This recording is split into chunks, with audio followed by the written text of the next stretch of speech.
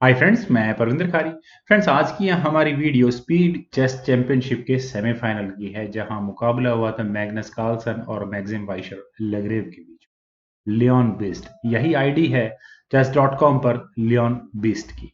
तो चलिए फ्रेंड्स, वैसे तो जैसा हमें सभी लोगों को पता है कि मैग्नस कार्लसन को एक काफी टफ फाइट में एमवीएल ने शिकस्त दी थी, और तभी वे जाकर एडगर नाकामुरा के साथ फाइनल में उन्हें खेलने का मौका मिला था। तो चलिए देखते हैं कि ये गेम एमवीएल ने मैग्नस कार्लसन को कितनी टफ फाइट यहाँ इस गेम में दी थी। मैग्नस कार्लसन ने यहाँ व्हाइट पीसेस के साथ शुरुआत की थी D4 के साथ। नाइट F6 यहाँ एमवीएल ने किया, देन C4 हुआ, G6, then night C3 square पर, D5, knight F3, bishop G7, C takes D5, knight takes D5, queen A4 check, that's okay, knight C6 square पर यहाँ पहले ब्लैक ने किया, then E4 further plan might भी यहाँ bishop से might भी खैर उससे पहले सॉरी, नाइट पर अटैक है तो ये नाइट गया B6 स्क्वायर पर, क्वीन पर अटैक बना। और अब ये क्वीन कहाँ जाए, और ये ऑब्वियस है, इस क्वीन के जाने के लिए C2 स्क्वायर ही अवेलेबल होगा। क्वीन गई C2 स्क्वायर पर।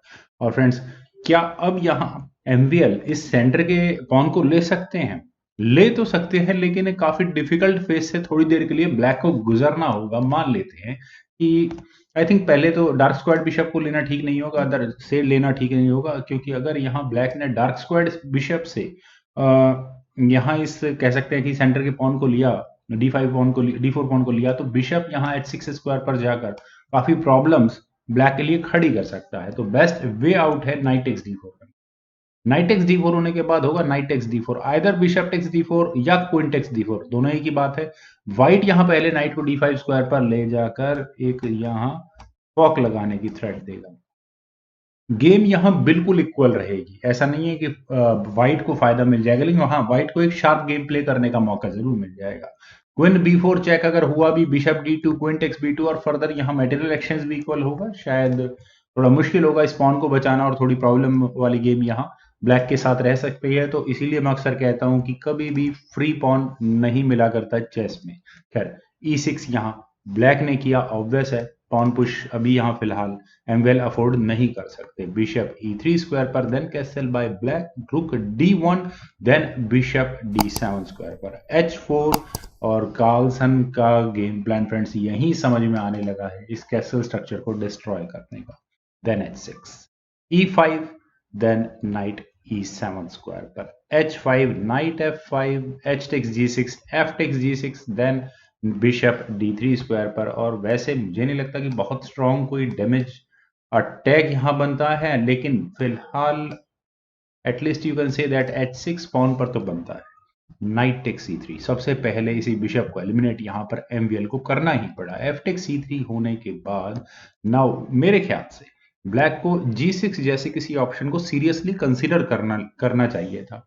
लेकिन ऐसा होने के बाद फ्रेंड्स, कुछ ऑप्शंस हैं जो व्हाइट को फेवर कर जाती हैं। आई होप मेरी लाइनिंग से आपको समझ में आ गया होगा। लेकिन बिशप C6 यहाँ पहले एमवीएल ने किया, उन्होंने यहाँ अपने इस G6 पॉन को नहीं बचाया। क्यों नहीं बचाया?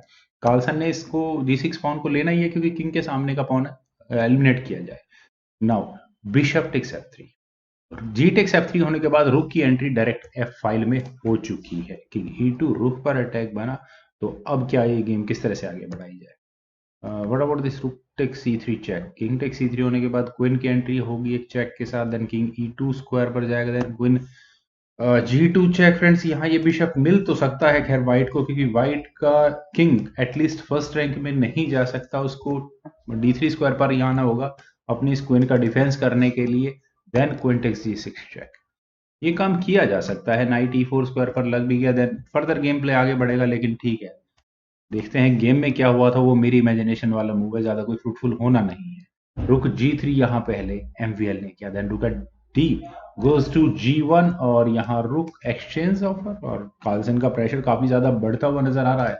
और एक बार अगर व्हाइट की क्वीन किसी तरह से G फाइल में पहुंच गई, खासकर चेक देने के बाद अगर ये क्वीन यहाँ G6 स्क्वायर पर आ गई, तो मुझे लगता है कि ब्लैक काफी प्रेशर में रहने वाला होगा। खैर, उससे पहले यहाँ क्वीन G5 पे एमवीएल ने किया। रुक टेक्स G3 करना ही पड़ेगा व्हाइट को। Queen takes G3, then bishop H7 check, और किंग कहाँ जाएगा?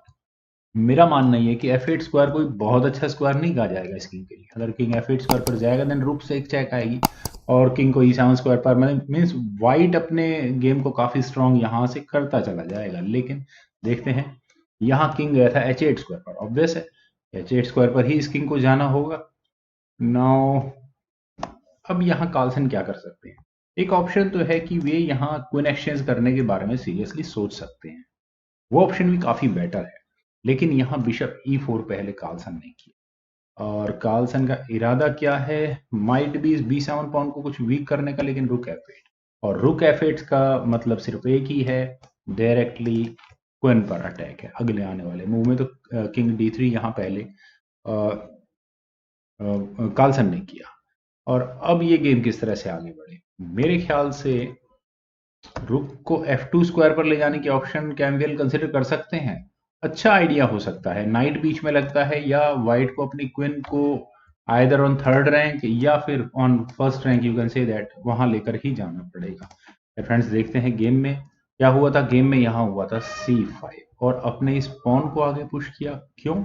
आखिर इरादा क्या है एमबीएल का? नाइट E2, पहले क्वीन पर अटैक बना, then C4 with a check, और चेक एक नाइट के हटने की वजह भी समझ में आ गई कि किंग के जाने के लिए एटलीस्ट एक स्क्वायर तो होगा, क्योंकि खैर किंग गया D2 स्क्वायर पर, देन रुक F2, और यहाँ इस नाइट को पिन कर दिया है। रुक F1, ऑफरिंग रुक एक्सचेंज, देन H5। रुक एक्सचेंज करने की जरूरत नहीं है। गेम का सारा फोकस अगर देखा जाए तो कहीं ना कहीं इस E3 पॉन पर आता है, और खासकर इस H पॉन के पुश होने के बाद फ्रेंड्स इतना कमाल का मूव एमबीएल ने निकाला है। आप यहाँ देखिए कि एमबीएल के इरादे क्या हैं, अपने बिशप को H6 स्क्वायर पर ले जाकर यहाँ इस E3 पॉन पर अटैक बनाने के, then rook takes F2, queen takes F2 करना ही पड़ा, then what about this B3 pawn, B pawn push. Friends यहाँ इस पॉइंट पर मैं इस मूव को नहीं निकाल पाता अगर चेस इंजन यहाँ रिकमेंडेशन ना होती तो। व्हाइट के लिए बेस्ट मूव जहां जो यहाँ बताया गया है वो है बी पॉन पुश का है, और यहीं से इस गेम को इक्वलाइजर की तरफ लेकर जाया जा सकता था, क्योंकि ब्लैक के इरादे क्या है वो तो हमें नजर आ ही रहा है। खैर छोड़िए, bishop takes B7, Magnus Carlsen का इस गेम में ये ब्लंडर कंसिडर किया गया बिकॉज ऑफ बिशप H6। दिखने में लगता है कि माइट बी स्पॉन का डिफेंस हो सकता है, लेकिन किस तरह से? बी पॉन को आगे पुश करके? पर कोई फर्क पड़ता नहीं है, क्योंकि फर्दर हम गेम प्ले यहाँ देख रहे हैं कि एक पॉन की लीड तो ब्लैक को मिलेगी, और सेंटर का पॉन मैं नहीं मानता कि बहुत इजी लाइफ यहाँ रहने वाली होगी आने वाले समय में यहाँ पर वाइट की। खैर क्वीन E4 से सिचुएशन और ज्यादा वर्स्ट हो गई है। मैग्नस कार्लसन ने जैसे ही अपनी क्वीन को E4 स्क्वायर पर लिया, तो फ्रेंड्स आप यहाँ गौर से देखिए इस नाइट का अटैक, अगर यहाँ इस C4 स्क्वायर पर पॉन ना हो तो एक चेक आती है, और साथ ही साथ फॉक लगती है यहाँ इस E3 स्क्वायर तक, और उसी बात का फायदा यहाँ पर एमवीएल ने उठाया। उन्होंने यहाँ किया C3 with a check. Clearly king take C3 नहीं हो सकता because of queen take C2।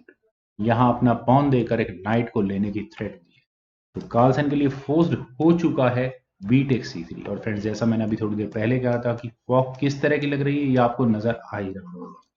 Night C4 check, और अगर अब यहाँ कह सकते हैं कि व्हाइट को इस नाइट को बचाना है तो अपने किंग को सिर्फ और सिर्फ इस D3 स्क्वायर पर लेकर जाना ही होगा। Then night B2 check, king कहाँ जाएगा? D2 स्क्वायर पर ही जाएगा। Then bishop takes E3 check, और यहाँ इस मूव के बाद मैग्नस कार्लसन ने रिजाइन कर दिया, और रेजिग्नेशन की वजह फ्रेंड्स आई डोंट थिंक मुझे ज़्यादा एक्सप्लेन करने की ज़रूरत है यहाँ से, क्योंकि अब यहाँ से ये किंग जाएगा कहाँ? इस किंग के जाने के लिए, चेक के बाद इस किंग के जाने के लिए स्क्वायर ही क्या कौन सा बचता है? सिर्फ एक, वो है C2 स्क्वायर। देन ये नाइट यहाँ व्हाइट को गंवाना होगा, या फिर दूसरी ऑप्शन मैं कंसिडर करूँ क्वीन टेक C3 वाली, then knight C4 check, king queen पर फॉक होगी, किंग D3 स्क्वायर पर queen take C3 check, king take C4, queen takes E2 check, and that's it. Game को रिजाइन करने के अलावा यहाँ इस पोजीशन से कार्लसन के पास दूसरा कोई रास्ता नहीं था। फ्रेंड्स कुछ इसी तरह की जबरदस्त गेम मैग्नस कार्लसन और एमवीएल के बीच में खेली गई थी सेमीफाइनल मैचेस के दौरान, जिसकी बदौलत एमवीएल हमें पता ही है कि फाइनल खेल कर कारो नाकामुरा के सामने खेले। तो फ्रेंड्स, मुझे उम्मीद है कि आपको ये मेरी वीडियो ज़रूर पसंद आई होगी, तो आप लोग इस वीडियो को लाइक करें, शेयर करें और मेरे यूट्यूब चैनल चेस गुरु को प्लीज़ सब्सक्राइब ज़रूर करें। आपके कमेंट्स का मुझे बेहद इंतजार रहेगा। Thank you for watching and bye for now.